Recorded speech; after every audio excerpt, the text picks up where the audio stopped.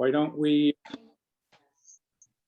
I will call the meeting to order. This is the special meeting of the Land Use Citizens Task Force of the Lake Bluff Park District. It's our fourth meeting, I think, fifth. It is March 8th, 2022. And would you call the roll, please, John? Yes, Chairman Kraus. Here. Task Force Member Stewart. Here. Douglas. Here. Batchall. Here. Russell. Here. Treffs. Here.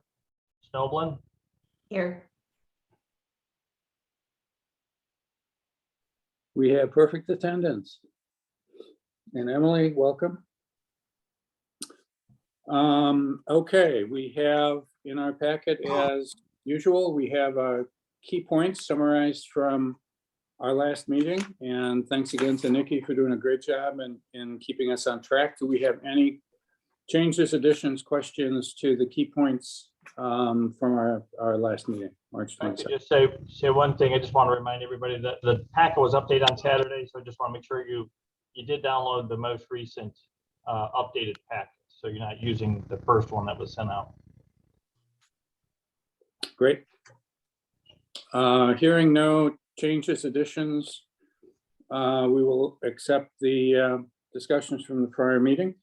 This is the time in every meeting of the Park District where we allow comments from individuals who are participating with us. They should be within our purview and generally something not on our agenda tonight, but I would take an opportunity for anyone to raise their hand if they would like to have a quick chat. We'll do this again at least once during the meeting itself. We have one, Liz Platt. Okay. Hi, Liz. Liz, it looks like you're muted.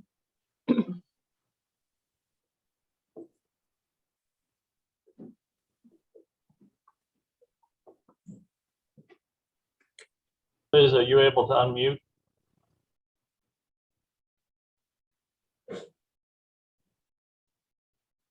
Or do you want to lower your hand?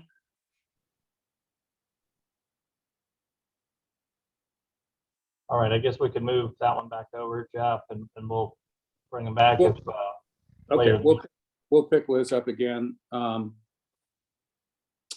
Just so you know, my intention is to go through the golf course piece, which is the significant piece on the agenda tonight, and then have some comment time after that, and then go through the rest of our agenda and have some comment time after that as well. So no visitors. Let's move to item 2, the approval of the minutes of the February 22nd meeting. Those were in our packet that was distributed on Friday. Do we have any corrections, additions? I have one very small correction. It's on page 6 of the packet. The third paragraph, which begins Supervisor O'Connor went on to describe. Yep. In the 4th line of that paragraph, it says LAWR was engaged as the wetland mitigation bank. I think that should be banker. Okay. Any other changes to the minutes? No. Hearing none, I'd entertain a motion to approve with that one correction. So moved. Second, Second. motion and a second to approve as corrected. Any additional comments? Could Hearing I none. just Yep. interject that I don't know who takes these minutes, but they're fabulous. That's Marcia, our recording secretary, and she is really very good. They're very good, so thank you. Yeah, they're very detailed. Roll call vote, please. Motion and a second, roll call vote. Chairman Kraus, Yes. Task Force Member Stewart, Aye. Douglas, Yes. Batchall, Yes. Russell, Yes. Treffs, Yes. Snoblin. Aye. Okay, we have minutes approved. And we will move into the primary discussion for tonight, and that is a discussion of the golf course financials. Rob has been working for the last couple of weeks and pulling these materials together, thanks to many of the Park District staff for helping. What I'd ask Rob to do is to go through the presentation in a fair amount of detail so that we understand what your findings are. I would also suggest that if there's a burning question that a task force member has, as you're presenting, Rob, if you don't mind, I'd rather get it while we get the slide on the page and get those questions answered. Then we'll wrap up this. We'll have task force questions or comments, and then we'll open it up to the viewing audience. So Rob, thanks again for doing this. And Jeff, if you could flip that onto the screen so we can take a look at it. And I must say, I'm very impressed with Rob's PowerPoint skills. Nice color slides, blue background, Easy on the eyes. obviously well-trained. Okay, Well, I'm a visual guy with what I do for a living, so it's pretty easy. But real quickly here, I just want to make a quick statement here that the objective of this presentation is to provide an overview of the Lake Bluff Golf Course. And I, as with all of us, are committed to collecting factual data and information so that the Park District Board has sufficient information to make informed decisions in the not too distant future on this whole subject. So this is a quick overview, and I think we can go to the next slide. I think the first thing, and this is going to be a little repetitive because this is something from Ron Salsky's days, before we went into the whole leasing operations of the golf course. But to give a quick kind of overview of the timeline, during the early 2000s, the golf industry nationwide, was strong with high levels of participation. And the Park District during that time period was enhancing the services around the golf operations with bringing in electric carts, which hadn't been there before, doing bag drop-off and range balls included with the membership program. And so we really were getting, I believe really a top-notch service on the golf operations. But of course, when 08-09 occurred, the Great Recession, as they refer to it as, you could see for the first time signs that the golf industry was going through a shift, and times were changing very quickly. The Park District then saw this going on, and the first steps were to do some restructuring and to reduce operating expenses. Also during that time period in 2012 and 13 is when the Capital Task Force was formed, which did a 20-year capital replacement plan for all brick and mortar and operations throughout the Park District. And then that was boiled down to a 10-year plan. Also in 2014 and 15, this particular, well, we're kind of an offshoot of a group that was formed in 14 and 15 called the Land Use Advisory Committee. And this is sort of a hybrid version of that, coming back, looking at a lot of these issues. In 2015, the Park District directed staff to reduce, maybe we can go to the next slide. We saw that the losses were occurring with the golf course. So, and we set a task to try to reduce golf club losses by 150,000. And at this point, the Park District had hired Billy Casper to actually run the golf operations, the park district continued to do the maintenance on the golf course. So it was kind of a hybrid arrangement. And the goal back then was to try to utilize Billy Casper's marketing so we could draw in potentially more golfers from outside of our immediate community to help support the operations. And we also then reduced personnel, park district's personnel. So this was our first attempt at it. And then maybe with the next slide, as far as more current events, we had Billy Casper for 3 years. We really weren't making much headway. We were putting a dent into it, but it wasn't really cutting deep enough.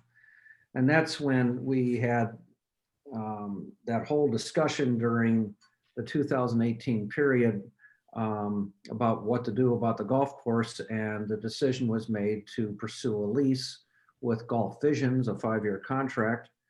And during that time, you know, there was further reduction of personnel staff for the park district because now we were not doing golf course maintenance and we were not doing any of the operational aspects in the clubhouse. And as this slide represents, that the lease with Golf Visions will be terminating December of next year, and that there is an exercise to begin option renewals, and that's still kind of out there at this point. I know that the park board has been working with Golf Vision, so I know there's ongoing discussions, but that's basically what's happening with Golf Visions. So that's a kind of a quick kind of timeline overview. Yes, the park district was having some real challenges with the golf course in the early part of 2000, oh gosh, 12, 13, 14, and we saw that we had to make changes. Honestly, back then I can tell you that I was conflicted because I am a golfer. At the same time, the park district, we're about, parks, playgrounds, activities for the community, and golf was just draining so much of our time and energy. We just had to do something different. So that's how we ended up with the whole lease. Probably next slide now, Jeff. Could I make just one comment? If I could make one comment on that last slide, that you mentioned that the board is in, kind of ongoing negotiations with Golf Vision. So one of the goals that of the negotiation is renegotiating the current contract and then a possible 5-year extension, with the caveat that if the wetlands project moves forward, it would be terminated. However, they would start paying the park district additional money in addition to the 10% over 800,000, which was about 40,000 last year, 39,000. They would pay some additional money to bring the total up to about 80,000 to help cover basically the cost of the capital improvements for the average of the cost for those for each year. So that's kind of the goal of those talks right now. Well, yeah, I guess I was just referring to it that there are discussions going on, but I'm not privy to the detail that you just described. So, but I know there are conversations going on. So, how formal it's become, that's really outside my realm of knowledge. So, but let's jump into some. Well, can I just interject though, because I want to make sure I understand the comment John just made. John, do I understand you to be saying that if any version of any wetlands goes forward, that Golf Visions is out? For the 5-year extension, that they would, if we awarded the 5-year extension now to them, we still have 2 years left of the current contract, but if we approved a 5-year extension with them after that, and we would, yeah, they agreed to, including a caveat that if the wetlands project were to move forward, that the contract would be terminated. Why is that? Sorry? I'm sorry. Why is that? Why would they terminate the contract if the wetlands project moves forward? Well, if the wetlands were to replace the golf course, if Okay. if it was gonna be the one plan that's out there where it would replace the entire golf course and no longer be a golf course, then it would terminate the contract. I should have been a That little makes- more Yeah, clear. that makes sense. Yeah, but okay, is- sorry about that. Yeah, is there some scenario, let's say that if they can coexist, would they stay for that as far as we know? If the wetlands, the 40 acres and That's part of the ongoing discussion. got it. But if I can interrupt, I really don't want to go down that rabbit hole at this point. I mean, we're about fact gathering right now and getting accurate information and factual information. That's a variable that's kind of outside of our realm right now. So if you don't mind, I can kind of get back into at least the facts that were collected here about the golf course and trends and all that. So like right here, if you don't mind me kind of. No, please do. Stopping that My part. questions have been answered. Thank you. Okay, good. I just want to kind of stay on track here. Okay, nationwide, this is a little snapshot of information from the United States Golf Association. And it can show you, as you can see with COVID, this was one activity you could do with social distancing. And nationwide, it was a boom for the golf industry. It had been in a slide for a good number of years because a lot of youth weren't coming to the game, but COVID changed everything. So I thought this was an interesting statistic to have. And then with the next slide, you'll see with the golf course for Lake Bluff, the same thing occurred. We had over 30,000 rounds last year, which is really getting back to when the golf course was really running at full capacity with really strong numbers associated with it when it was being run by the park district itself. I also introduced here the points in which Billy Casper came in, which was that kind of hybrid. They ran the operations, the park district ran the maintenance, and then now Golf Visions, which they do both. But we are still responsible for the equipment as capital. So that's a quick overview of at least what golf trends have been doing here nationally and locally. Next slide. Excuse me, do you know of anything in particular that contributed to the sharp decline in 2019? I really don't. They had mentioned, I asked Golf Visions about this. They had mentioned that was a very bad golf season due to rain, due to a lot of storms that year, and that they experienced that at other courses as well as. Yeah, that's right. I see, thanks. Yeah, actually, I remember, that was the summer. I remember the golf course here was underwater for really an extended period of time where we lost the fairway in 17. The water had basically suffocated the grass. So yeah, you're right. That was a very wet year. It'd be really interesting to find out what holes were flooded so that, given that we're looking at flooding that exists on the golf course anyway. As Noah could probably tell us that. But that's just an aside. We can look at it later. Okay, Jeff, are you there still?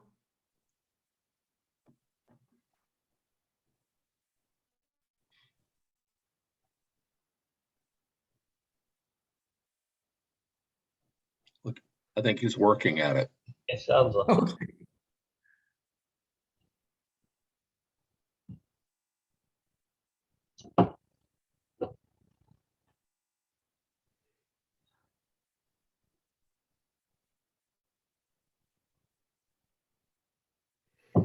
Jeff, do you want me to try to share my screen? That was a yes. Was it? Yeah. Can he unshare his screen?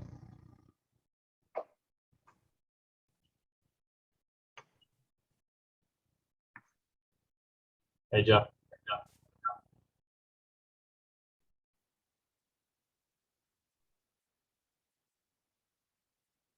John, I think you can go ahead and share and it'll just unshare, Jeff.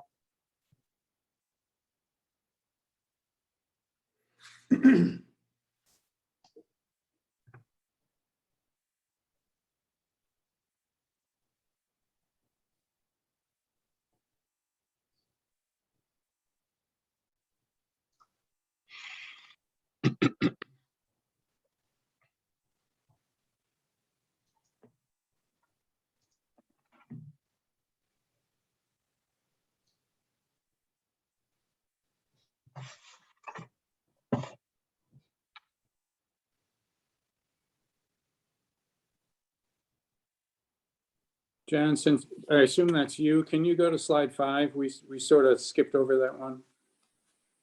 That one right there. Back. Yeah, participation. Back. One more. There. Yeah, we did miss that one. Thank you, Steve.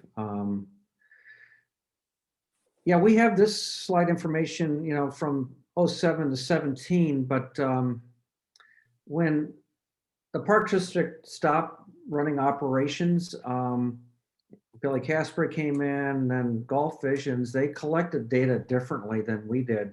And they didn't really, I think, accurately track resident versus non-resident. But I think what's important in here, at least with this slide during this time period, you can see it's a pretty clear trend line. It's basically anywhere between 8 to 9% of the Park District residents utilize the golf course, which is 8,000 people here. So I think that's a good factual information to have. I unfortunately, because of the change in the people running operations, the data was not collected in the same way, and hence it was just too hard to work into this kind of baseline here. Yeah, and Rob, this is Steve. We're gonna try to dig into this. We're gonna try to dig deeper. I know this is of importance to lots of folks in the community. It's a number that's been discussed for 5 years now.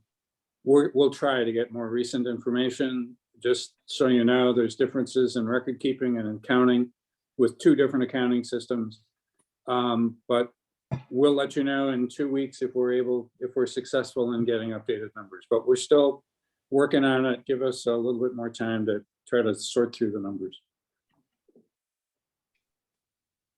Okay, well, John, if you could move forward. We've already covered that slide and the Lake Bluff participation. The next slide is surrounding public golf courses. This is where, boy, I tell you, Noah was great in helping me navigate the Lake County Maps website. And it's astounding how much information is there. And so what I was able to do is to click on to the acreage layer, and I went through a number of golf courses in the area just to get an idea of what size these parcels of land are. And so Lake Bluff, it totaled out to 149 acres for the golf course, and that goes right up basically to the west edge of the parking lot. And when I say the back tees, I'm looking at the longest length that you could set the golf course up. So as a golfer would say, that's from the tips. It's as long a course as you can make. So Lake Bluff can be about a 6,500 yard course, which is a pretty significant length to it on 149 acres. Deer Path, 135 acres and a much shorter course, very tight property there. Foss Park has got quite a bit of land and they can stretch it out to 6,800 yards. And then Shepherd's Crook, which is the Zion Park District. They're on 163 acres up there. The red box are 3 golf courses that, as we saw last time, the Preserve, which is in Addison, which is a beautiful, golf course with wetlands and prairie elements. That was 288 acres. Thunderhawk up in Beach Park, which is a Lake County Forest Preserve golf course at 245 acres, and they're an Audubon designated golf course for their wetlands and wilderness there. And Stonewater Orchard, I don't know if they have a designation like that, but it sure is very much the same. It's beautiful wetlands and savanna knolls and beautiful landscape features within it. But what's important here, these bottom 3 do have wilderness and wetland components within it, but the acreage is also quite significant. So you can see on these other courses, which are just really just a golf course, you're really in the range of 150 to 170 acres. So, so I think this was good factual information to have as far as really knowing how to compare, apples to apples here. So, to compare ourselves to Addison really isn't quite fair because they got a lot more acreage than we do. So, but Lake County Maps, boy, what a resource. Next slide. Or any questions here on this? Yeah, Steve, I'm assuming it's fair to say that the critical mass or minimum mass, if you will, is somewhere in the about 140 acres, give or take. That's to jam 18 holes into that. That's probably about as compact as it's feasible. Is that a fair comment to make? Well, I can tell you, Deer Path is a very compact golf course. I find it almost dangerous because there's so many rogue shots that come from other holes. I think it's a very compact golf course. There's really no breathing room on that. Okay. So, but 140 plus or minus a couple is about as tight as you can jam 18 holes in. Yeah, I think that's my opinion based on, and getting a course that has some decent length to it. If you have an event there of any sort. Okay. That's consistent with what a golf course designer figure he had given to me as well. So. Okay, well, this is the actual information out there. Yep. And I thought it was just an interesting. It is. Thank you. It puts this whole acreage discussion into a context of what other places look like in the immediate area. Yeah. So, any other questions? Okay, we'll move on then to the golf operations. And by the way, as you can see, there's a draft stamp on everything here because this is still evolving, but this is our starting point at this juncture. So we went back to 2015 to start kind of getting an idea of just where we were and then where we are now. And you can see here, now one thing I did on this is there is debt service on the golf course. And I pulled it out as a separate line item. So you would have a net gain or loss based on, the revenue and expenses, and then the debt service on top of that. And I tell you, when I was on the park board, the debt on this park district was a real concern, and we were doing all kinds of things trying to, get the debt under control. And that goes back a long time ago, but it's the reality the park district had. The golf course, their debt will roll off in 2026. That'll be the last year. But when you look at 15, 16, 17, 18, this is when, we were trying to get the expenditures or minimize the loss on the golf course. So you can see we were making some progress. We were still, you can see the expenses were still high, and the revenue was, kind of spotty. I mean, it would have been nice if we could have had revenues at $1 million a year, which it was back in its heyday, but we couldn't get those numbers to happen.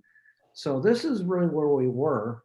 And then as you move into 19 and 20, that's when we started really having Golf Visions take over. And you can see the, our whole overhead expenses have dropped significantly. The numbers were coming down, before debt. Now, I don't know what happened in 19 when it came to the debt service. But as far as the information I have, there was no payment on the debt service, and it was because of the severity of the year, I believe. No, I think, just to clarify, I think the debt had been refinanced in 2018 and the payment wasn't, so there wasn't a payment due in 19. Yeah, maybe that's correct. Yeah, thank you. So this is that first block, and then the next slide is taking it a little farther along. And I should mention that, yeah, we've got this corrected here. That's right, because this is part of our discussions. We're looking at this earlier. Here's the 21 actuals. Those numbers are all finished up in January, and the board approved the financials from last year. But what I wanted to do here again was to keep the debt service as a separate line item. If it weren't for debt, the golf course made nearly $20,000. But like a lot of things, the debt has been weighing this operation down. And as far as making any projections moving forward, with debt rolling off at the end of 26, we're in far better shape than we were 10 years previous. So I think that's important to know. I know that a lot of people think out there that the golf course is bleeding left and right, and all kinds of bad numbers. Yes, I agree that that was the case, in years past, but the Park District, I think, has really made great steps forward to make this a viable operation. So, and once that debt rolls off, I mean, golf course or no golf course, that debt is still there. That's not going anywhere. So, but I'd like to think if we can keep the play up, the number of, golfers out there paying greens fees, the golf course is actually in much better shape than it was. Rob, I didn't happen to notice on the previous slide what the miscellaneous revenue was, but I see that going forward, you've placed that as 0.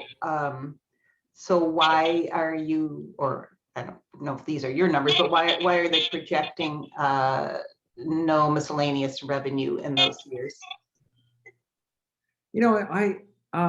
Well, part of the revenue stream is, well, I've got a slide later here talking about the Golf Visions contract that they pay us $1 a year. And then once they exceed revenues of 800, in excess of 800,000, that portion above that, we receive, I forgot, was it 10%? It's 10% over 800,000. It's 10%. I can help clarify that point. So that's the 39,000 you see for 2021, and then going forward, that was just a conservative number that we plugged in at 25,000. The 47,000 from last year was due to the sale of golf carts to Golf Visions, who purchased those carts for more money than that, but we paid off the loan on the carts, and that was the leftover proceeds that was counted as miscellaneous revenue. John, could you back up a slide so we can see what the miscellaneous revenues were in previous years? Oh, it's not broken out the same way. Oh, I guess it is. Yeah, and that's, we're gonna have to go a little deeper into those numbers to give you that backup. My initial goal here was to try to show what was happening with the disc golf course, Park District Golf Course, and what is happening today, and the improvements that have occurred. But as far as, there is detail to these numbers, and we can certainly get those out to everybody. Thanks.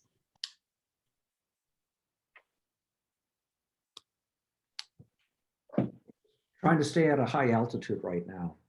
But Um, because Rob, Yes. George Russell, with this $25,000 revenue assumption, you made a comment, or somewhere in here it makes a comment about assuming that strong numbers continue. What was the assumption? Was it the 2020 level of play instead of 2021? Was it assumed that 2021 was going to continue at that level? Do you know? I can't speak to that detail. The finance guy who worked on this, Josh, is no longer with the district, and I don't know what assumptions he made to drop that 25 number in. I apologize. I don't have that information.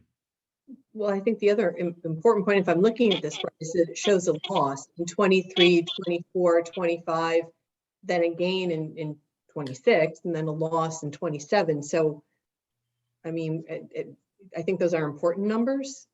I don't know why it would be different in 26, and we should have some understanding of what the projection is.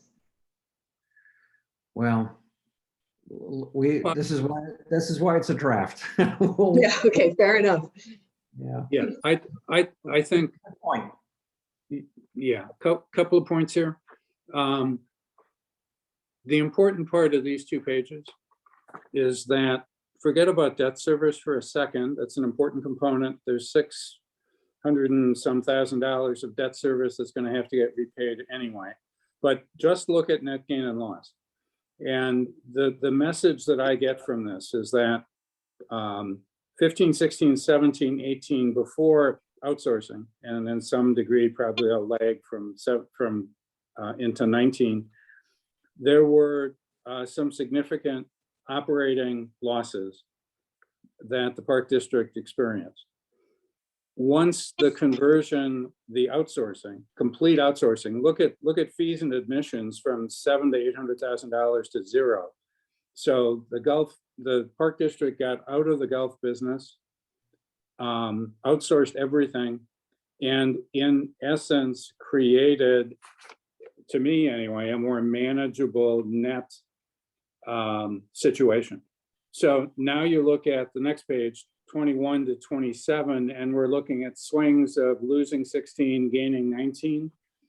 But in essence, the significant losses that we're facing the Park District have been to some degree managed by the total outsource. I think that's the message here. If people want to dig into some of these numbers, certainly we can look at it. But the big picture for me is that where there was a concern, and a lot of the Park District Board recognized it, and the community recognized it, the outsourcing has addressed that, at least in the short term under the terms of this contract. And the relative swings here are in this first line item underneath expense. And small cap equipment swings anywhere from $0 to $23,000. Right. And that brings us anywhere from being down 16 to up 6 in consecutive years. So In this, actually, the 14,600 that's here in the leased equipment for 23, 4, 5, 6, right now is not scheduled to happen.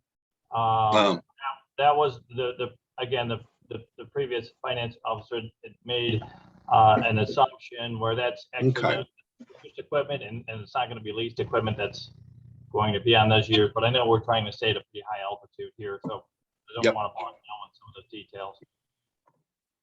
Yep. Bottom line for me is that the park district, we're not golf course people, and this outsourcing can do it much more efficiently and is minimizing the losses that it was once taking when we were trying to do it. Well, the alternative thought to that is that COVID turned it around and not golf visions. And unfortunately, no one's going to know the answer in the coming years because the play, I'm assuming that the $25,000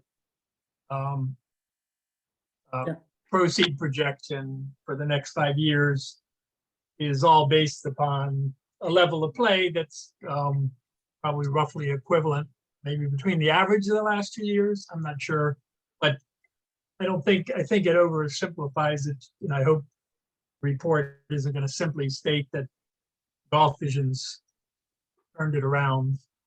I hope that's the case from the golf perspective. I had a golf hat on, but I don't know if it's that simple.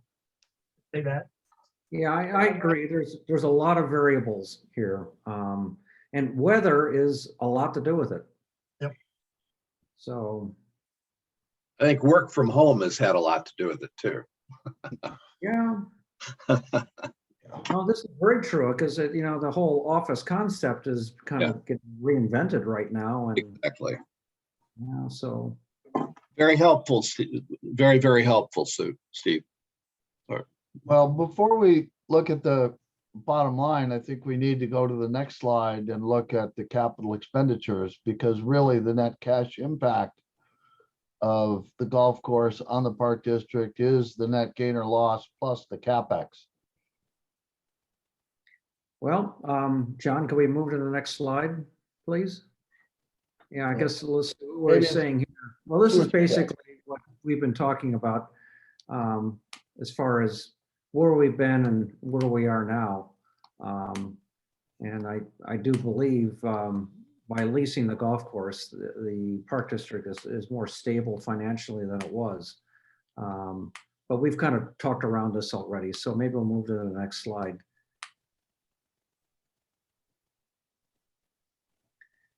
Yeah, this is just a summary of the remaining debt service on the golf course. And here's the payments running out, ending the last payment in 2026. It's like a credit card, and it's just going to be great to get this thing off the books. But to your point earlier, yes, there are some capital needs coming up. So maybe we can move to the next slide.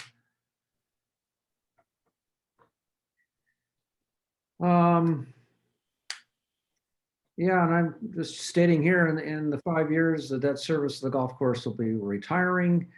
And after the debt service retires, and assuming the lease of the course continues, and rounds remain strong, you can see the operations are really pretty darn close to break even, give or take. Assuming that the golf course operation continues for the next 10 years, there is going to be some capital replacement needs on the golf course, which is totaling to currently projected at $800,000. And this will need to be funded. And that's a question really for the board. But I think if the golf course wants to maintain its current condition and remain competitive, some capital is going to be needed for the golf course. John, a quick question at a macro level before we get a little more granular here. The debt service is the purpose for the debt service, is that anywhere near analogous to the capital replacement budget of $800,000? Is that where the capital, is that where the debt service originally went to, or were there other structural issues? There was a large portion of that was the irrigation system that was okay. In I think 2009 or 2010, and before that the driving range. Okay. when the driving range was put in, and then there was some, I believe, some additional debt that may have been leases or loans on equipment that was added to it when it was restructured or refinanced. Okay, so, okay, that's good. That's perfect. Thank you. Hey, John, George Russell, I'm assuming, I mean, you've only been around for a year, but I'm assuming that staff, the new staff, when they put together these capital needs for 10 years, that they had as their starting point the 2018 golf club 10-year projection for capital. The numbers are pretty substantially different. There was a projected need of 2.7 million Correct. in 2018, and I know a lot of that, there was a big chunk of that was the clubhouse and ADA requirements, and I'm sure a couple $100,000 has been spent in the last 3 years fixing up the clubhouse, but it still seems like there's maybe $750,000 swing, and so there's several things that explain that, but you're correct. The clubhouse was the largest. That's $1,250,000 that was in that $2.7 million number, and that's gone now. What was spent was about $250,000, and about $127,000 of that was raised through donations for the renovation of the golf house or the clubhouse. One of the other things that was in the list at that time was $363,000 for cart path replacement and repair, and that was a pretty major number. After evaluating that, we've kind of gone back and forth with staff and with Golf Visions, and pushing some of that out past the 10-year, then bringing it back. So we have right now about $100,000 in the 10-year for cart path from $363,000. And then another one, I believe, was about $240,000 or $250,000 for golf cart lease, purchases of golf carts. There was, they had it kind of scheduled in cycles every so many years to do so many carts, and that's completely gone. At this point, Golf Visions is doing their own lease, and we won't be responsible for that. So those are a few of the bigger ticket items. Then we start to get, definitely more of a granular level for the rest. But that explains the difference between the 2.7 and where we are today at about 800,000. Thank you. thanks. Yeah, that gets it fairly close. Yeah, and George, those original Let's projections, make sure that gets in the report. John, what you just said should be in the report. Sure. and I just wanted to say that when it came to the clubhouse, that's where actually the Park District hired basically a superintendent to get the work done in there, so we didn't have to pay for a general contractor, and really was able to beat the budget so that the bathrooms were all renovated to ADA compliance, ramps, and cleaning the whole place up. The only thing that's I think left, I think it's on the next slide, John, is the I believe the deck for the clubhouse is going to be coming up in the next couple of years. That's my recollection, but I don't know if it's in there or not. But otherwise, I think that building is pretty much in good shape. The clubhouse deck, there it is. Yeah, we did push that to staff and evaluating. We went through every single item on the capital list and the deck. We actually went and evaluated the condition of the deck, decided it could be, it could be restained and extended. I think it was due sooner, like 23 or 24, that we thought by staining it, we could get, another 5 years out of it and then replace the deck. But yeah, so these numbers have been chiseled down, but it's I think there's no luxuries here. This is all pretty bare minimal from what I can see. One of the other areas we made a fairly good reduction was the equipment.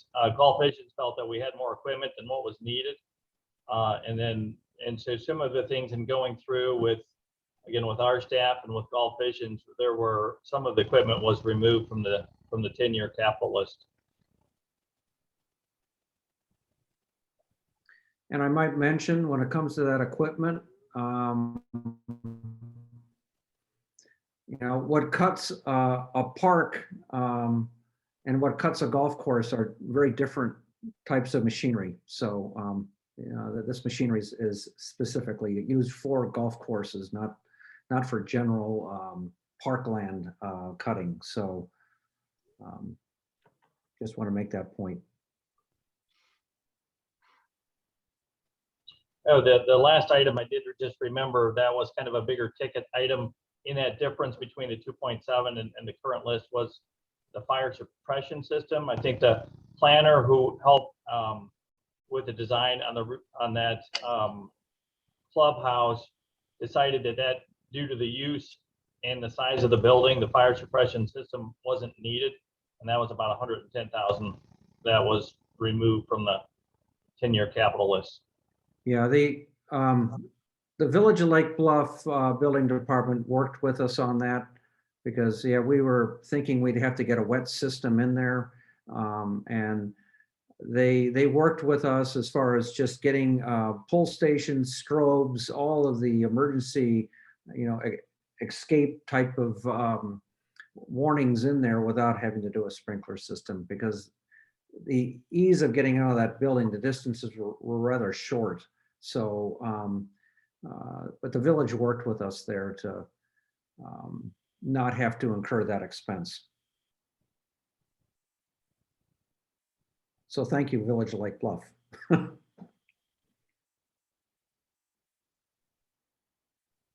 So any questions here? Well, John, can we go on to the next slide then? And well, this is just a quick summary of what the Golf Visions contract is all about. And, there is a renewal dates in here.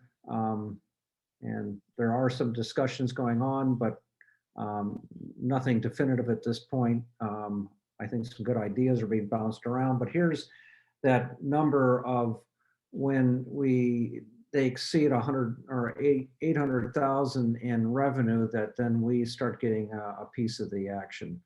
And under this current contract, they are using the equipment, but we're responsible for purchasing the equipment. And I think that's another discussion point that's being talked about right now. So, but currently, right now, we're responsible for all the capital needs, including equipment. Rob, I have a question. You mentioned earlier that the Park District could enter into another agreement with Golf Visions for the once the deadline comes up in 2023, and that if we ended up converting to wetland, the lease would terminate. Is there a penalty for that if we terminate early?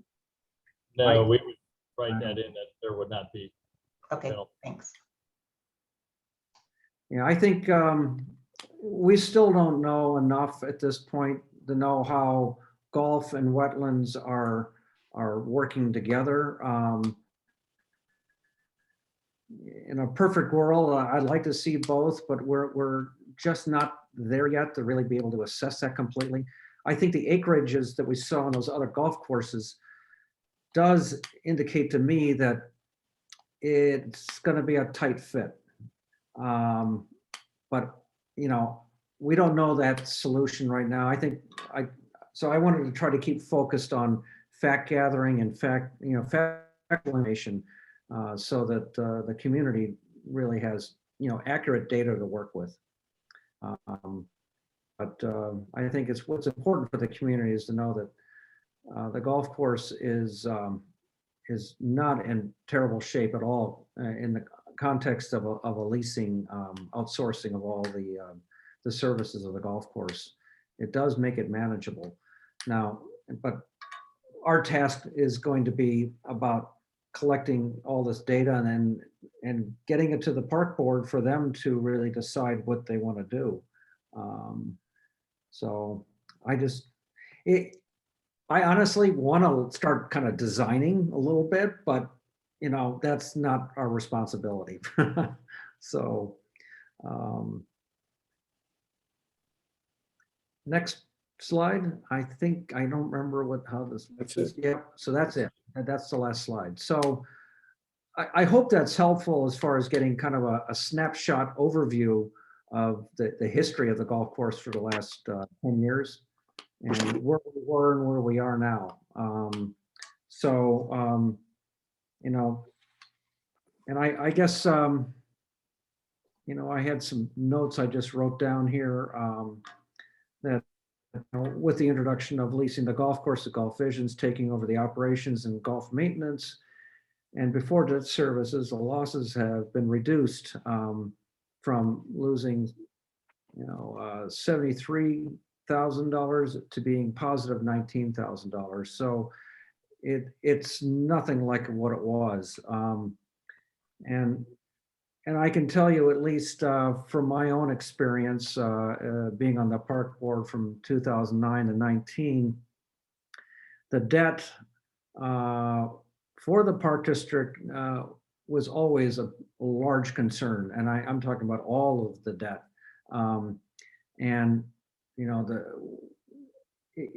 To get some debt rolling off is going to be, I think, a huge weight off of the park district's shoulders. And that's coming up shortly with the golf course. I think, I think the park district is in pretty darn good shape. I'm really kind of proud of how we've come from where we were, which was, I felt like we were on an edge of a cliff back in 2011 and 12. We refinanced some of the debt so we could push it out so we could get a little more breathing room. And then we started taking directions, as we've done here with outsourcing, to try to reduce costs. And it seems to be working, which is very encouraging. So those are my thoughts. Thanks, Rob. Are there questions from the task force for Rob? Rob, thank you very much. And I'll just adjourn from that. But I appreciate your and the staff's effort to pull all this together for us. Yeah, thanks. Yeah. I appreciate it as well. One question: when that debt service rolls off, is that the 120,000 or so that has been paid annually? Is that money that now is in the park district's coffers year over year, or does that affect the levy from the park district? Does anyone know what happens? Well, this is a bond that the park district took out to do all the work on the golf course, sprinkler system, the irrigation system, all that. Yeah, and that bond is coming to an end. So then I think when the money is, once we stop having to make the payments on that, then the money can start being transferred into the capital list or capital fund to fund future projects. Got it. Yep, that's what I was looking for. Thank you. Anyone else? So I made some notes as to things that we owe to change or modify this document. The first is on page 5, is getting some sense of utilization by park district residents to the degree that we can. We'll know more about that in 2 weeks. I would, John and Rob, I'm going to work with you guys on the 2 budget pages. I think this is showing exactly what we need to show. I think we can tighten this up a little bit. For example, the second page that shows 2021 to 2027.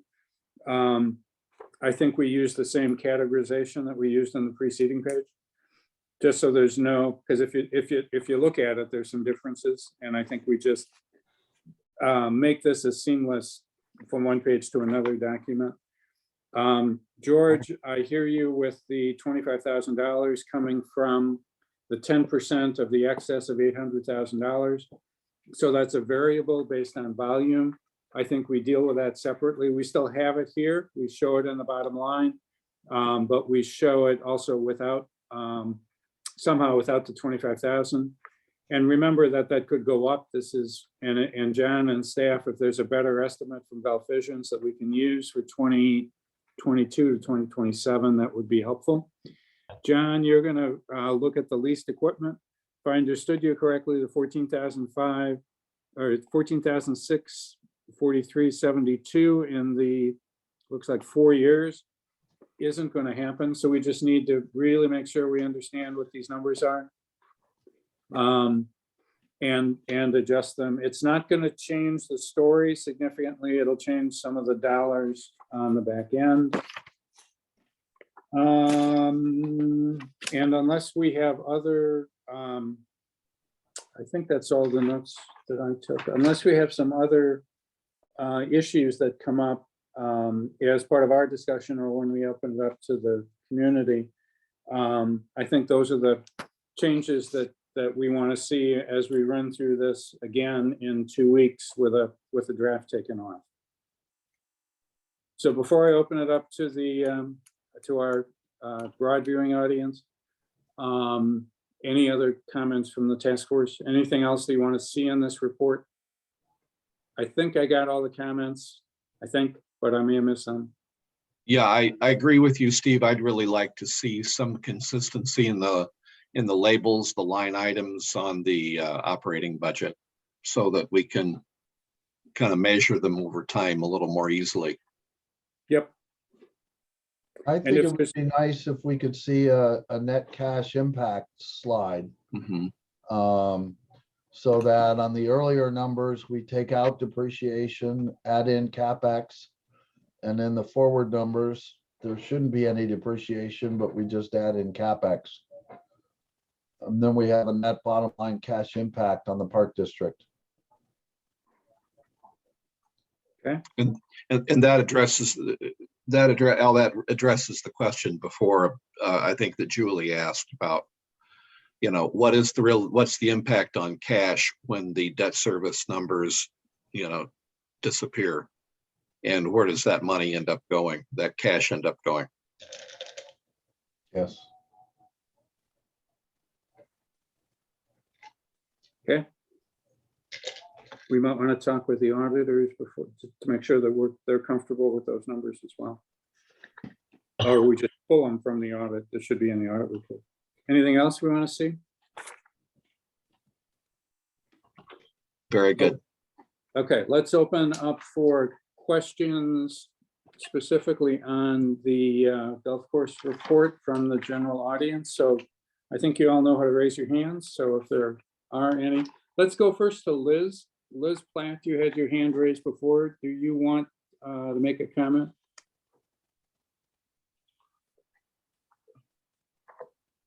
No, that was a mistake. My hand was not raised. Okay, thank you. I wanted to give you an opportunity. Thank you, Liz. Anyone else? Yes, we have George.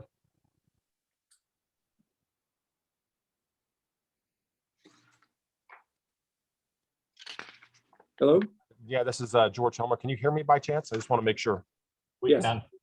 All right, awesome. Hey, I only had a couple questions. I think one was somebody shared. I was just curious what the current balance on the debt was. It sounds like it was $800,000, which you said is currently on schedule to get paid off by 2026. So the current balance on the golf course debt is the sum of the 21 to 27. Well, 21's paid, right? So it's 22 to 27. It looks like about 125,000 a year. 1, 2, 3, 4, 6 and a quarter. Yeah. All right, okay, all right, because I saw it was the debt service was like 200. So if it's okay, it's 6 and a quarter, and that goes on until it gets satisfied, regardless of what happens with the property. Yeah, that's a liability that goes. It's just like Rob said, it's our credit card. We got to pay it off. Ends in 2020. Last payment in 2026. Perfect. And then I think 2020 was what was the lease revenue? 2020 was what, $31,000 or something? Is that right? That's correct. Okay, and then it's also, I think somebody said something that Golf Visions might be, I know if you're loading in and on doing forecasting on capital expenditures, it sounds like, you know, if you made the assumption that the park district was going to pay for all the capital, but it sounds like Golf Visions might be interested in, you know, cost sharing or something, you know, in a renewed scenario. So it might be less for on the burden on the park on a go forward basis. Yeah, Potentially. the basic idea is that, so for instance, last year they paid 39,000 on that 10% over 800,000. So 39,000, and they would pay the difference to bring that up to about 80,000 each year, so that the park district is receiving 80,000 to pay that roughly 80,000 in capital needs that is going to be required every year. So that's again, it's being negotiated. It's not set yet. Okay, and then I think my last question was, you know, on the utilization of the golf course, you know, 8% of the population looks like that's like a pretty decent number. I think, you know, if you look into that number, I'm just curious. I mean, you know, maybe having some context of how does that compare to other park resources? I mean, is that a lot? Is it a little? I don't know what percentage of people have beach passes, for example, of the residents. It might be have some other, you know, I don't know if 8% is a lot of people or a little about in terms of utilization by the local residents. I mean, I don't know that it matters for this, but it feels like a pretty big number, but I don't, you know, it might be good to have some context. I don't know if anybody monitors who uses the other park resources. Just a question to consider. Yeah, we do that for the pool and for the other, you know, paddle or other programs. Yeah, maybe the pool would be, I would expect to be pretty high. I guess paddle would probably be lower. Beach would probably be pretty high. So yeah, finding something that might be comparable, that would be good. Okay, that was it. Thanks. Thank you. Mickey Collins. Hi, Mickey. Hi. I just have just a one really small comment, and that's on the projected capital needs.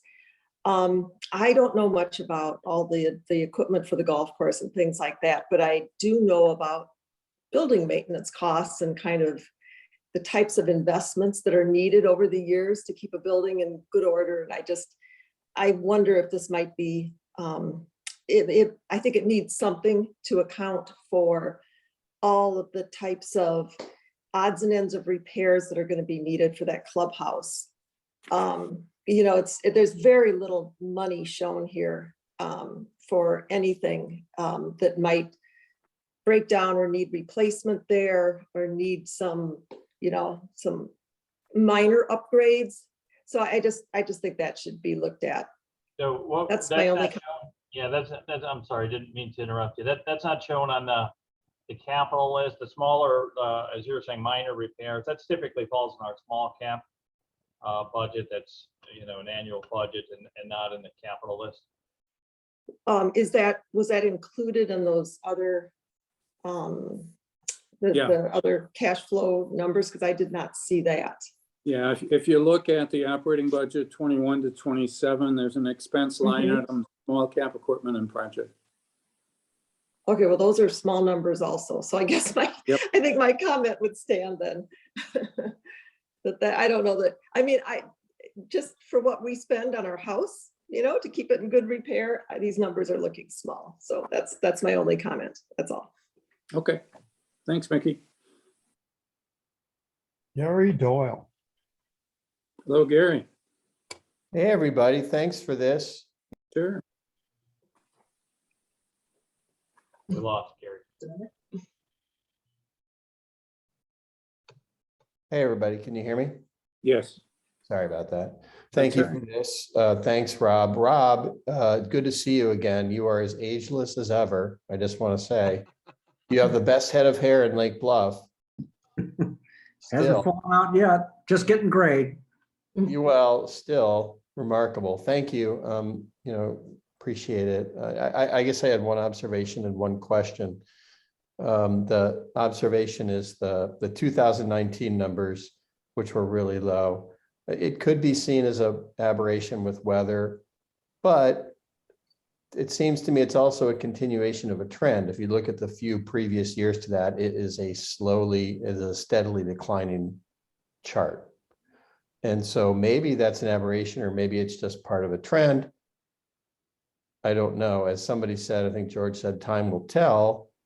But you know, I just wanted to mention that because I'm not 100% sure that's entirely due to weather. The other question I had for you all was, I guess the purview of this is just the golf course and its finances. Your task is not to assess the worth of a wetlands or the possible financial benefits of that. That's not your purview. Not today, but that's what, starting in 2 weeks, we will be looking at. So our remit asks us to evaluate the creation of a wetland from 2 perspectives. One is the financial impact on the Lake Bluff Park District. The other is the effect on the ecosystem, whether it's an environmentally friendly thing to do. So yeah, we will be looking at financial impact. That's why this was the golf course finances are an important beginning point in looking at, you know, what the potential impact of a wetland might be. So yeah, we are going to stay tuned. Thanks, Steve. What is your rough timeline you're going to start looking at in a couple of weeks, and when do you expect to have your findings? We're looking at it now. Next week we'll have an outside speaker that will talk about the nuts and bolts of earth moving, how that actually happens. We've got an independent contractor that just signed a contract to actually determine the number of credits that might be carved out of the golf course property. We're working with SMC to make the threshold question of whether 40 acre-feet of storage and a 18-hole golf course can coexist. So we have a lot. We're moving down that path right now. We need to be done in June. And we will be. We will. The next 2 meetings will be heavy on wetland creation and wetland management and wetland costs, and then we'll wrap things up in May. Okay, thank you. Sure. Mary Scanlon Hogan. Hi, thank you very much. I really appreciated you including information regarding surrounding golf course acreages for comparison. I thought that was very helpful. Are there any 9-hole courses in the area that could also be included, listing the acreage and the yardage? I think that that's an avenue that should be considered as well, just as an information point. Rob? I'm not aware of any 9-hole courses. Gosh, you know, that's a good question. I just don't know. You know, that's probably something worth doing a little search on. But there is an abundance of 18-hole courses. I know that. But Let's 9-hole. Let's do that. Let's put some feelers out, get our heads together, and see about 9 holes, and both from a perspective of are there 9-hole golf courses in the vicinity of Lake Bluff, but also from an acreage perspective, what does a quality 9-hole golf course require in terms of the number of acres? What's its footprint? Thank you very much. I appreciate that. Thank you. Steve, real quick on that too. I'm just thinking, now this is a private course down in Indiana. It's called the Dunes, a Kaiser course. It is a 9-hole course, but 2 sets of tee boxes. So you can play 18 holes on a 9-hole course. I don't know much about it, but I'll try to get some info on it and what the size of that is. But that is an interesting idea that needs to be looked at for sure. And Mark, I know you've got some contacts in the golfing world, so maybe, you know, you can poke around there a little bit. And John, I've done a little snooping around on that, Rob. I'll give you a call tomorrow. Okay. And I'm close to someone who has been doing golf course developments for the last 30 or 40 years. So across the country. Okay. So A quick Google search is showing several 9-hole courses in Lake County. Vernon Hills was one. I think Grace Lake was one. I know nothing about golf, so Robert, I'm going to leave it up to you. But apparently they do exist. Okay. Rob, I'll give you a day off. I'll Google them tomorrow and I'll send you a list. How's that? Since obviously you're somewhere warm right now.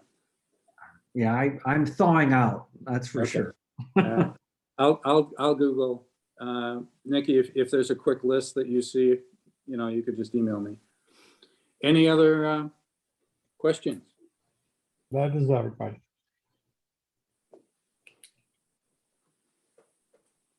Okay, great.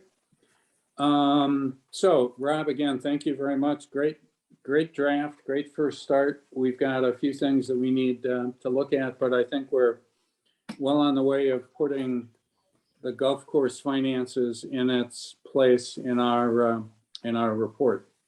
Okay, good. What? I said good. I'm glad to hear that. Good. So with that, let's go to our next agenda item, which is all about putting another thing in place. So this is, John, can you put that up on the screen? It's just words, but I just want to have it as a, or not. There we go.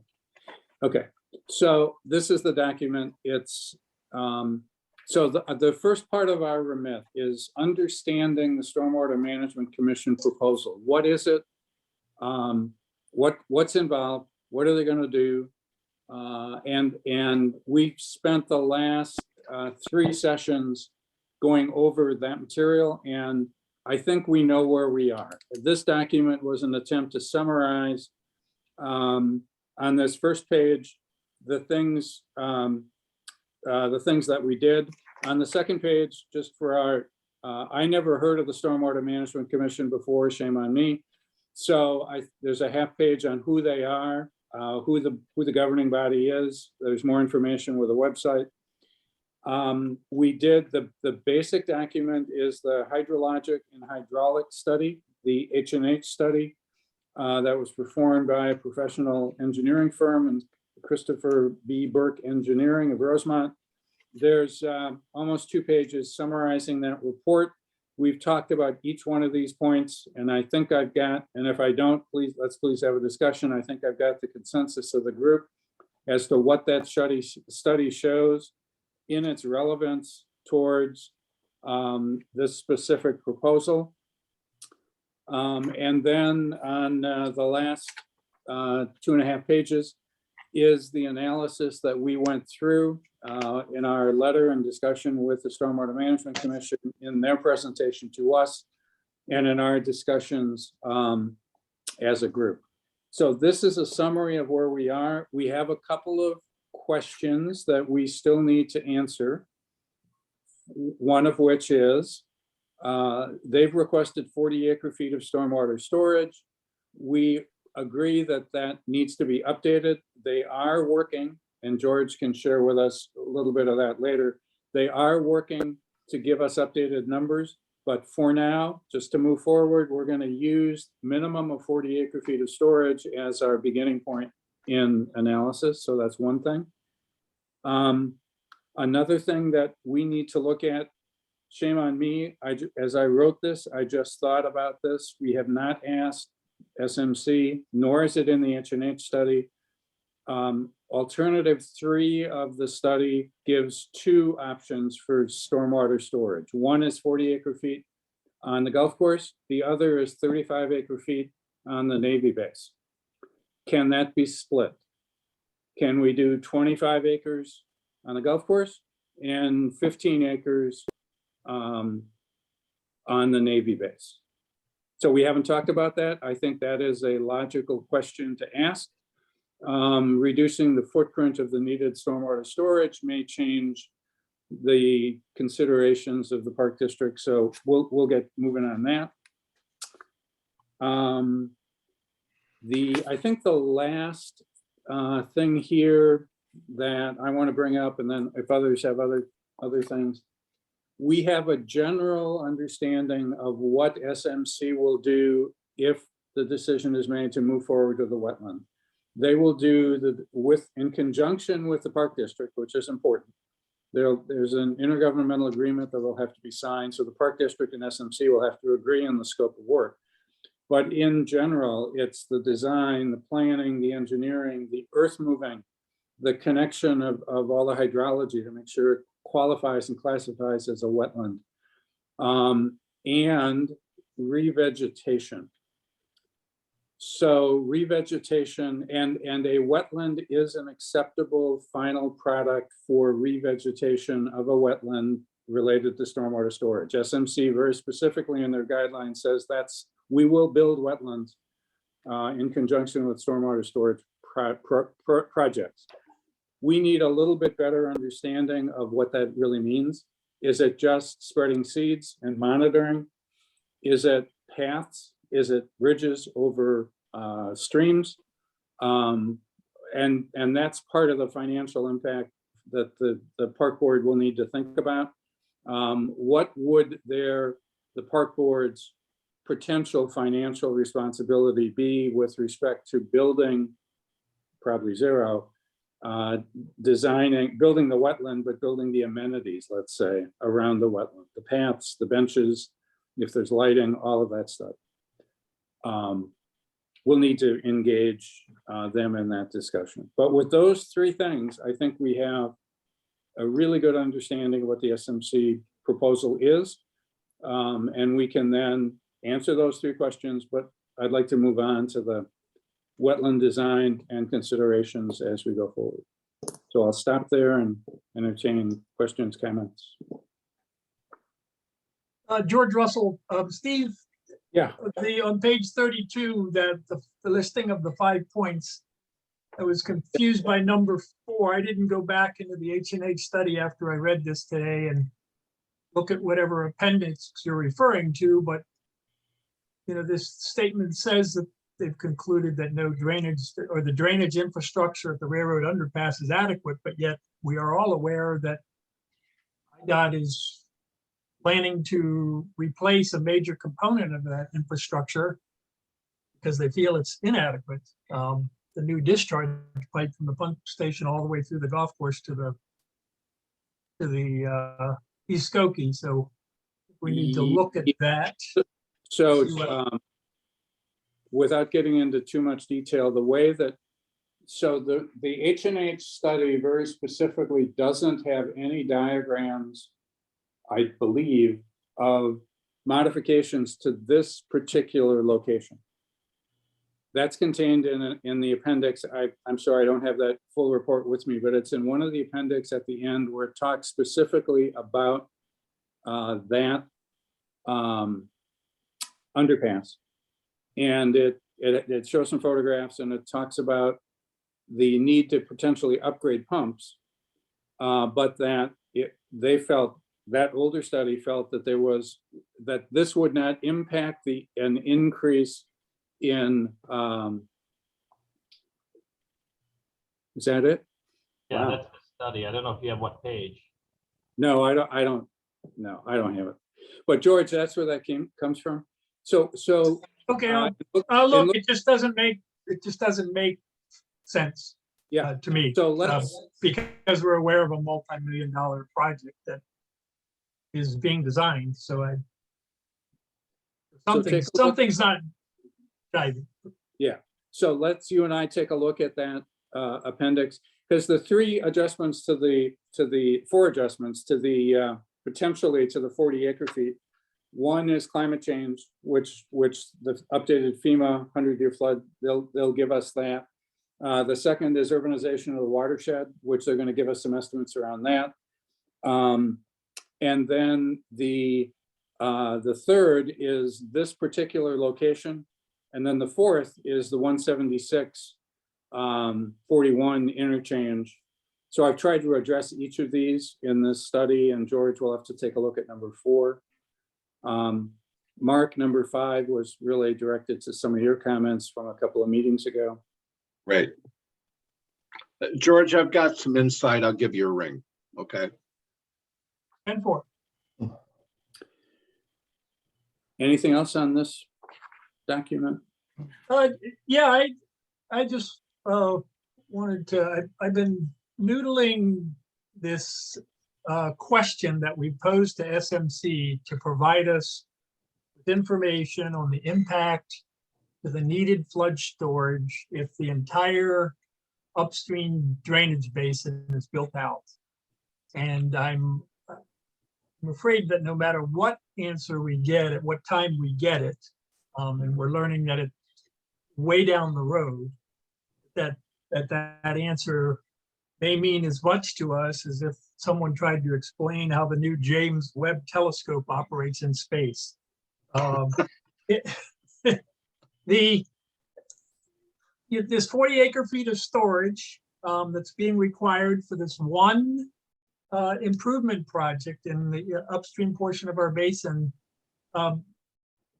Any other major project that's going to occur in the drainage basin upstream is going to be subject to the same requirements. They're going to have to build storage so that there are no impacts downstream. And I think at the very least, we need to circle back with SMC even further if we're going to pursue this. But we are learning that this is going to be a very long, drawn out process, hiring of a consultant to get an answer to this question. But when you think about all the different culverts that feed stormwater into this drainage basin upstream, what's going to change, what's not going to change in the coming decades, the answer, in my view, is going to be a moving target. And I'm really beginning to wonder why we're really asking that question. I totally believe that with the different rainfall data. I can tell you why I asked it, because I thought it would be pretty simple. First of all, I don't need an assumption of what the additional stormwater footage would be if storage would be, if it would be completely urbanized. What I'd like them to think about is, okay, if we have normal development upstream of Lake Bluff, just based on growth of the economy, just based on general economic principles, would you adjust the 40 acre feet by 5%, by 10%? Or, you know, their answer might be, we just don't know. And that would be fine with me. If they just don't know, I think we all are in agreement that 40 acre feet is a minimum. They say that in their report. And that they welcome, they have said, any additional storage that could be provided on the golf course. And I think they welcome it because they candidly are having trouble figuring out what those macroeconomic issues might be. Yeah, their answer would be that to every water course in the county, their answer would be, yes, we would welcome more storage. So at any rate, I don't want to beat it to death, but I think we need to definitely circle back on that concept in pursuit of our current question. I agree, George. And the letter that they had sent to us did state that it's their intention to have a solution that will reach to the end of this next 100 year, within this next 100-year span. The problem is, that's nice, but what does that really mean? And I appreciate where you're coming from. And I think that's where they sort of back into the figure that they'll take us, they will help us with as much volume as, if we choose to go on that path, as much volume as we can make available.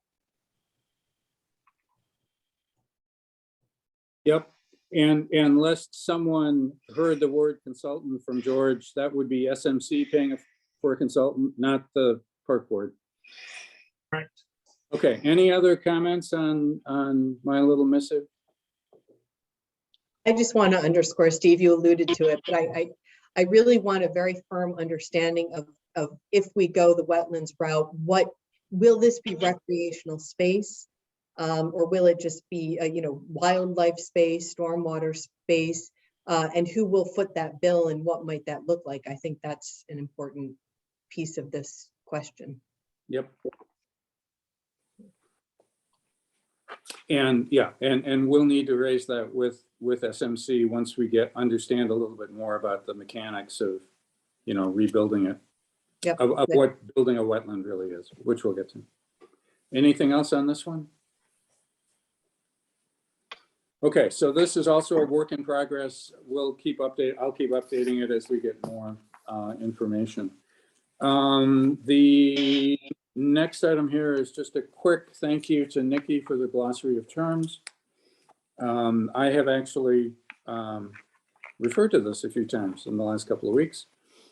So thank you for that. Any questions or any words that you'd like to see defined?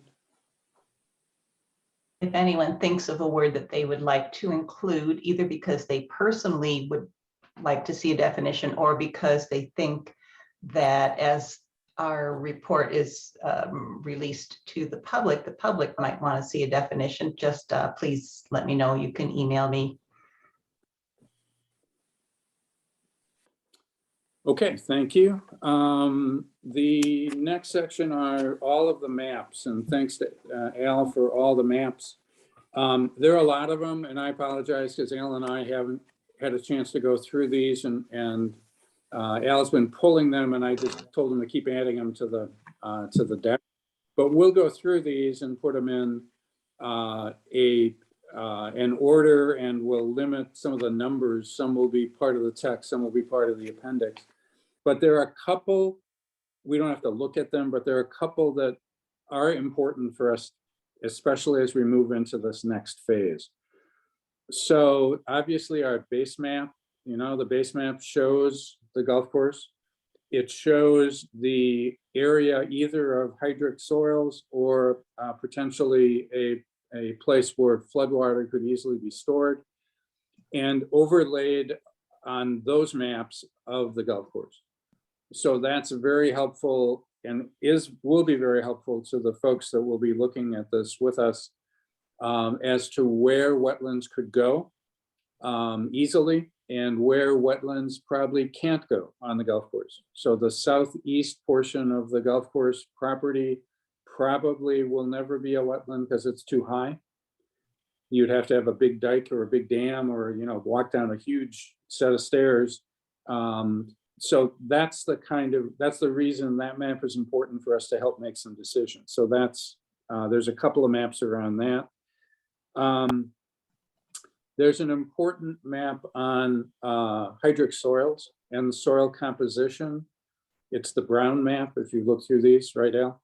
That shows hydric soil, and then there's a map that shows the actual physical properties of the underlying surface. That's really important for the folks that are going to be walking the golf course property in a week or so that they can understand what is beneath the surface of the earth, because that's a critical component of having a wetland and a critical component of manipulating the underlying soil to convert it into a usable wetland. So that's why those are there, maybe not for us, but for the engineers that will need to help us make some recommendations to the Park District. And then one of the new ones I asked Al to look at was ownership. And there's a map. Jan, I lied. Can you pull up the maps? It's like the third from the end, fourth from the end. Is that easy, or should I just forget about it? Yeah. No, down one. Yeah. Go. I'm sorry. Up. One more up. That one right there. Right there. So there's a portion. One of the things that we need to be very, very well aware of is that when we're looking at the maps, that the blue map or the green map or the purple map doesn't show ownership. So there's some pieces of the golf course property not owned by the golf course, by the Park District. Specifically, there's a Commonwealth Edison easement that runs along the railroad tracks. And I don't know, Al, if you know the width, I think it's 200 feet. Am I right with that? But Correct. okay, so there's a portion that the park district doesn't own. So even though it looks like a very desirable place to build some storage, we can't do that without involving another entity. The same is true as of the north border, which is maybe 100 feet easement along what was the EJ&E tracks, Canadian Northern, is that who it is now? I believe. So that we have to think about. And then and George, you may have some information on this. This one surprised me, is that there's a portion of property that still is in the name of Howard West, 15 acres. Did you see that on the map, George? I sure did. I don't remember seeing that 5 years ago when we studied this. No, I mean, some of the Lake County data sources, show that as Lake Bluff Park District property, most of them. So I'm not sure what the source of the information was that this particular parcel was owned by West. I know that historically, I think the West family owned a lot of the golf course property. And it was my general understanding that it was all transferred to the park district, sold or / donated when the golf course was being planned in the late 1960s. So Yeah, that was my understanding as well. The source of the map is the Illinois tax parcel viewer, where you can look through and see the ownership of any parcel of property within Lake County.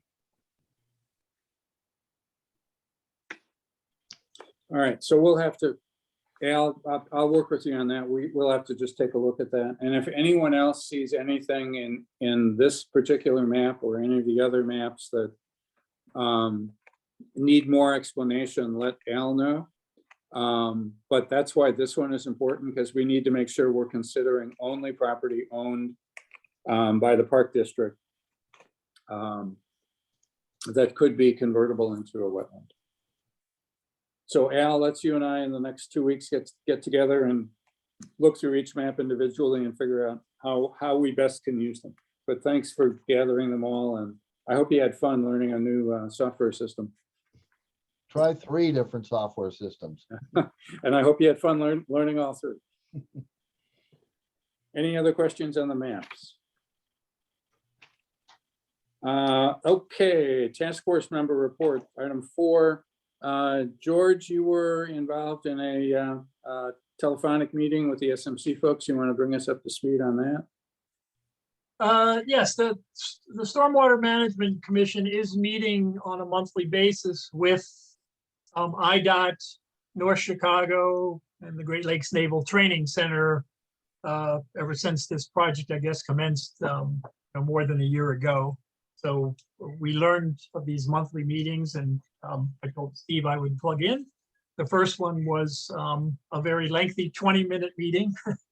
So most of the time was spent with roll call. But there were a couple quick things that I did pick up on. The SMC did state in the meeting that they were not going to finalize that H&H study until the Lake Bluff Park District did make a decision on storage. So if anyone's hoping to have a study that says final on it, we're not going to get that. SMC is just now in the process of defining a scope of services to have an engineering firm, Christopher Burke, do the design work to build all those new proposed piping improvements under 41, extending from the Strawberry Fields condominium area over to the East Skokie ditch. As of now, they haven't even completely defined the scope of work. So then Christopher Burke needs to formulate and submit a proposal. It has to be approved. Long of the short of it is they're anticipating that the best case scenario for building those new pipes would be 2024.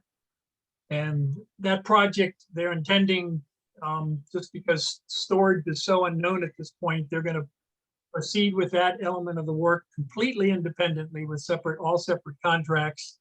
And the project would include a restrictor plate at the end of the discharge of these new and larger pipes. SMC also indicated during the meeting that they were going to include in the scope of services for Christopher Burke are 2 questions to analyze the impact of the new rainfall data, or what that would do to the 40 acre-feet of storage. And then they were also going to attempt to have the engineering firm come up with an answer to the question about the build out of the drainage basin upstream of Lake Bluff. But I could tell that the consultant was just learning about this in the meeting last Friday morning. I can tell from the questions that were being asked very quickly by the consultant that they also realized this was a very, the answer would be somewhat gray. There's so many assumptions that go into answering a question like that.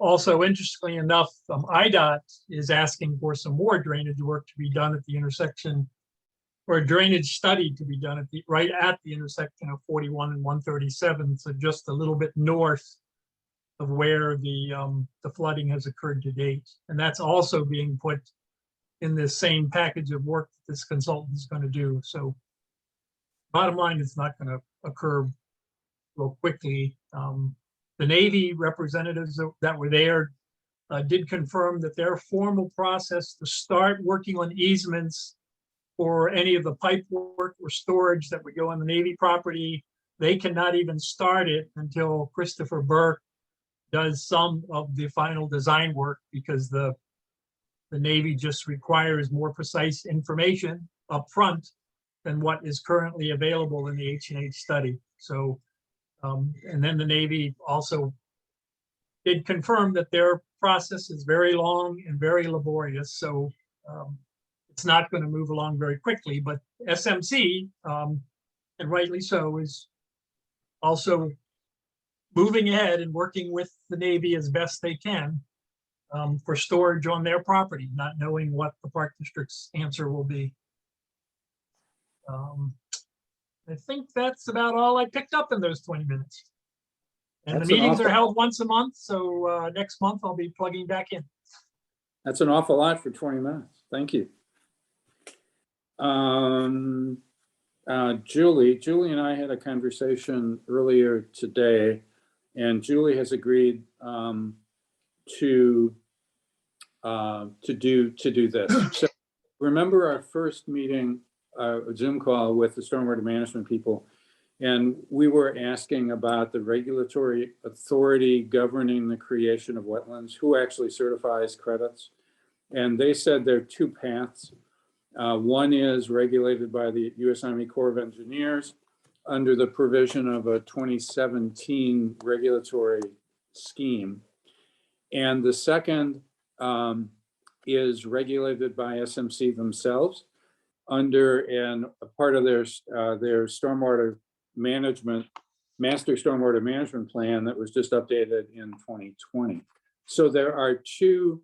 So Corps of Engineers, they had told us anecdotally, I have no other proof of that, but anecdotally that the Corps of Engineers is a very rigorous process. It is lengthy. There are lots of hoops to jump through, but you have access to a wider catchment area to sell wetland credits in the future.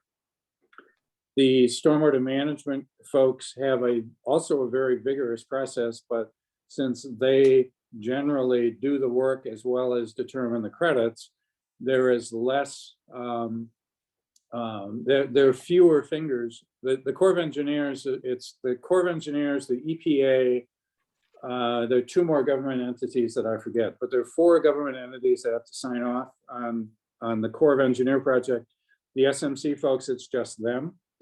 So that would be positive. It might be easier. But the negative might be that the area to sell is only the areas within the Stormwater Management Commission's purview, which would be the stormwater or the catchment drainage areas within Lake County. So Julie has agreed to take these 2 legal documents and summarize them for us so that we can understand the process, what has to be done to meet the standards of creating wetlands that can be sold as credits. And to the degree there's significant differences between the two regimes, she'll give us some guidance on that. So we've agreed on a, not the next meeting, but the meeting after that. We will have an analysis of the regulatory environment, so to speak. Julie, any additional comments? I think you've summarized it nicely, Steve. Okay. Thank you for agreeing to do that. I know that's a lot of work, but I think it'll be real helpful. Mark, do you have any updates for us?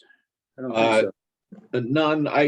Only that based on my interview with the DuPage wetland manager, Julie, I get you his contact information. He seemed to be very, very conversant on the regulatory side. And in fact, they employ a hybrid model that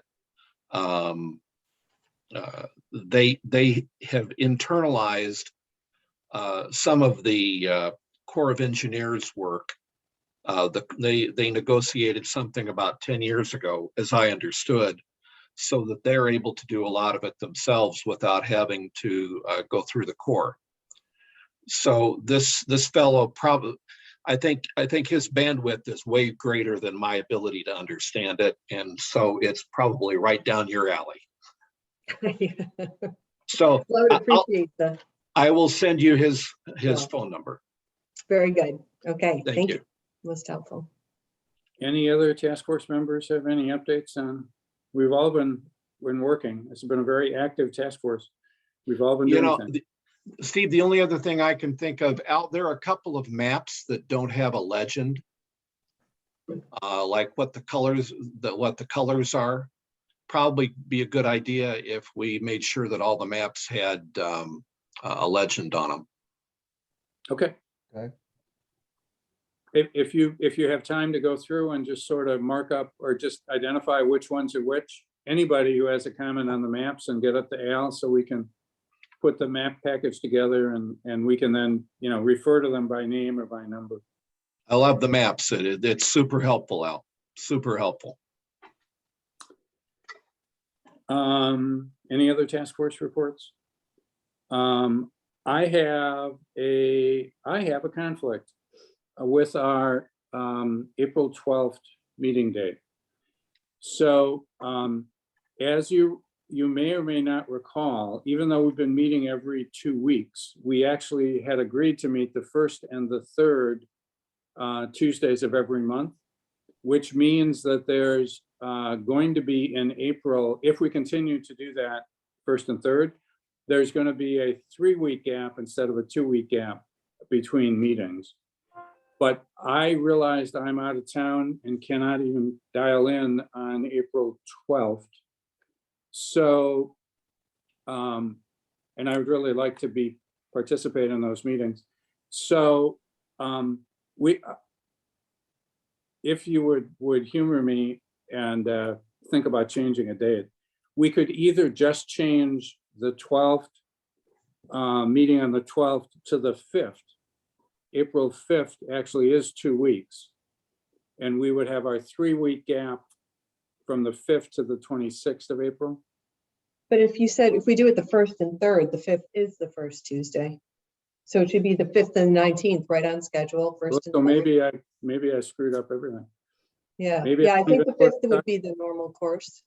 So how open are people if I would send out a proposed meeting list and just reviewing it, that maybe that would keep on a schedule a meeting every 2 weeks? Would that give anybody heartburn? Or no, that sounds good. All right, let's try that. John, I'll talk to you tomorrow and we'll get a schedule out and hopefully everybody can make it. Thank you. That was simple. Why did I make it so hard?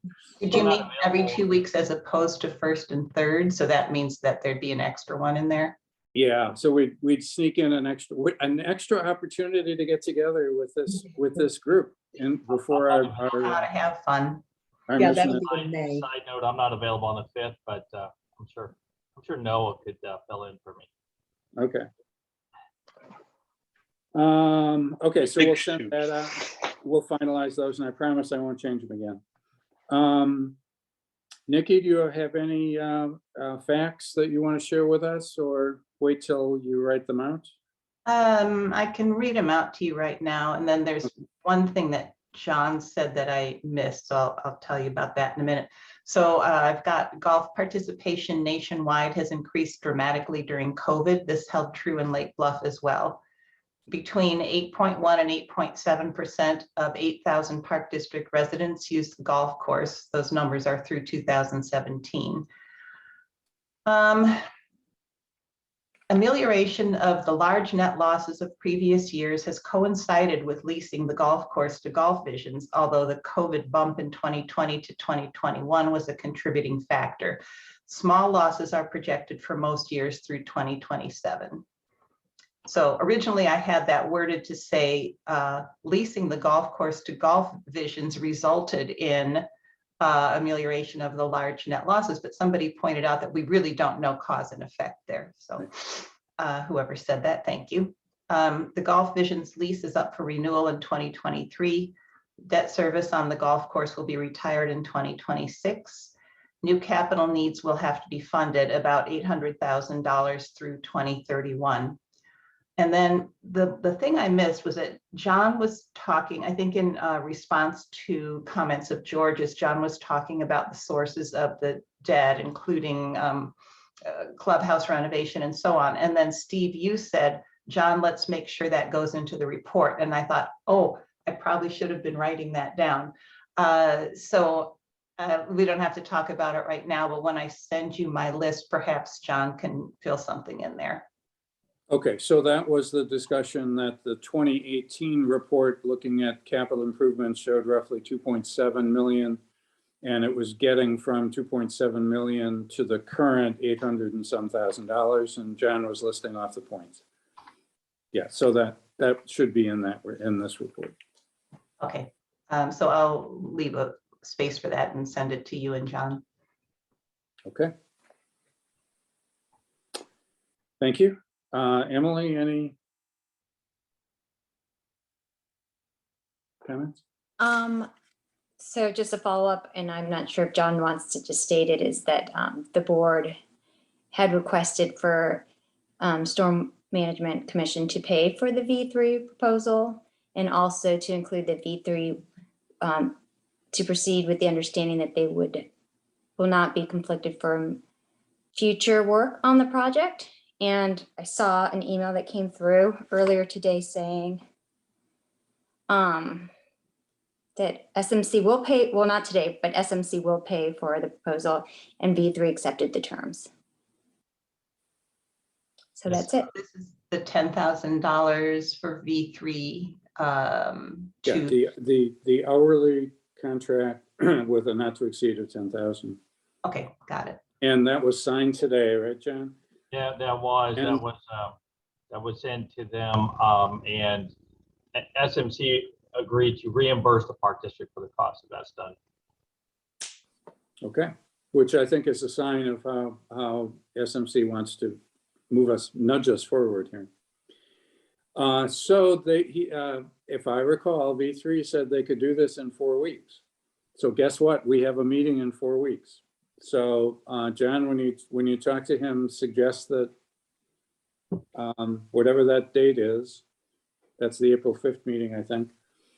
I'm kidding, sort of, but it would be nice to get that done sooner rather than later. I spoke with Tom today, and he still felt comfortable with that timeline. Good, that's perfect. So let me give you just, and I know we're actually, good Lord, it's only 8:30, only 2 hours, not 2.5. So let me give you 2 minutes on what my vision is for the next couple of meetings, because I think we've closed off one part. We're comfortable with the terminology, the rationale. We have some questions of SMC, but we know what that is, and we're dealing with that to get solutions to questions. Now we need to break open what building a wetland is all about. So we've got SMC over there. We've got Gulf District finances that we're going to put a final touch on. We still need to answer the question of can a golf course 18 holes coexist with 40 acre feet of storage. That's all. There's things ongoing to make that happen. The V3 contract helping us with the latter piece. So now we need to get under the skin of how you do this. What is the level of effort to build a wetland? What do you need to do in the design phase? What do you need to do in the, the intergovernmental agreement phase? What sort of earth moving is involved?